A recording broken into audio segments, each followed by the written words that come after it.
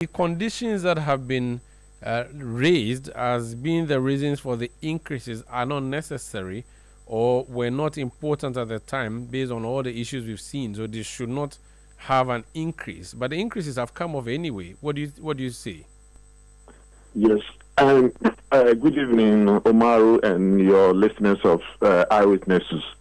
I think that the PURC is trying to take away the objectivity of the price review. Determining tariff is not like going to see a shrine or an oracle that you go into a dark room and you come and say that this is what the oracle says, so we should increase it or we should reduce it. Tariff setting is based on unapproved factors.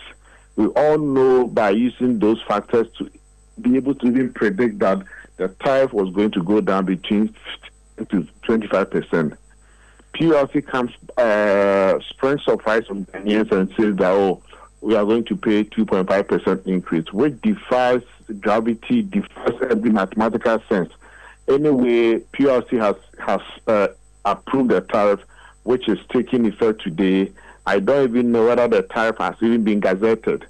And if the tariff is not gazetted, that also raises an issue for its implementation. So tomorrow, I'll go to the assembly prayer to see whether the tariff has been gazetted or not. What's the consequence of it not being gazetted? I mean, per the law, if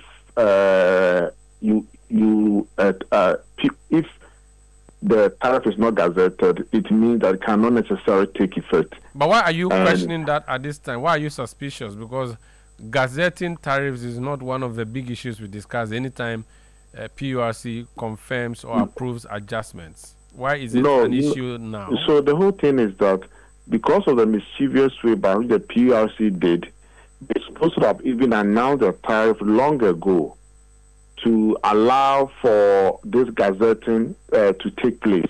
But because they knew that they would face a backlash and they rather do it a midnight increase so that people will not be able to go to court to challenge their action. Because they knew that when all the variables were trending downwards, what was natural and reasonable for them to have done was to reduce the tariff, but rather they decided to increase it. So they wanted to give people a small duration to be able to respond. And that perhaps might also affect the gazetting of the tariffs. Now, could it also be that what you are considering may not necessarily be what the PURC has in its consideration basket?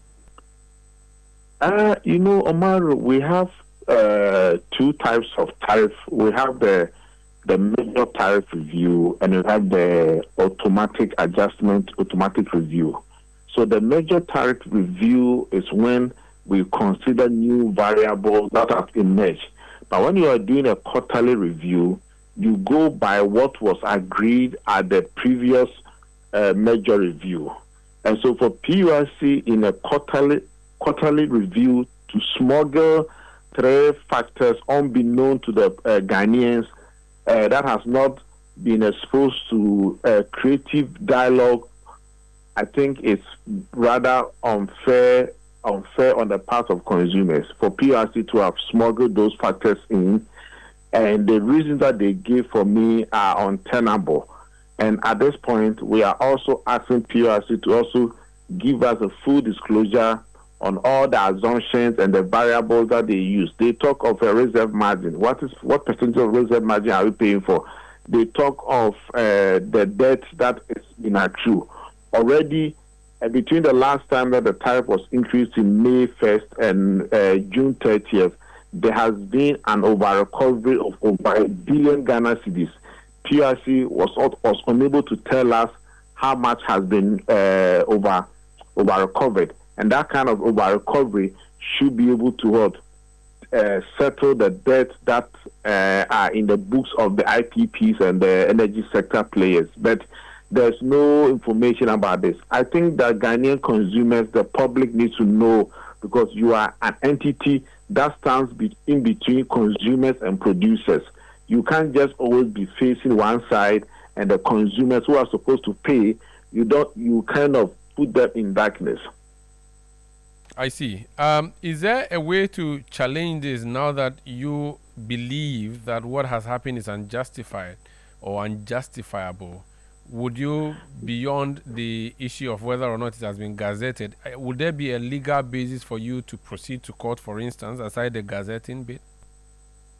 Well, I think for us as an organization, what we intend to do is to go to court to also mandate PURC not to approve tariff for ECG until ECG is able to address the inefficiencies in the energy sector. Already, we know that there are a lot of technical losses, too unacceptable commercial losses, and yet PURC is unable to tell ECG to bring those losses down.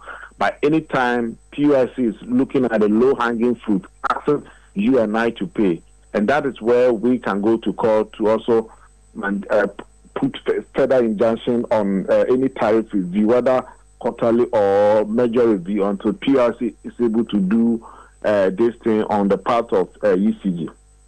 Thank you so much for speaking to us, sir. Thank you very much, Omar. That's Apiakusi Adomako. He's West Africa Regional Director for CATS International. This is Eyewitness News on 97.3 City FM. Let's talk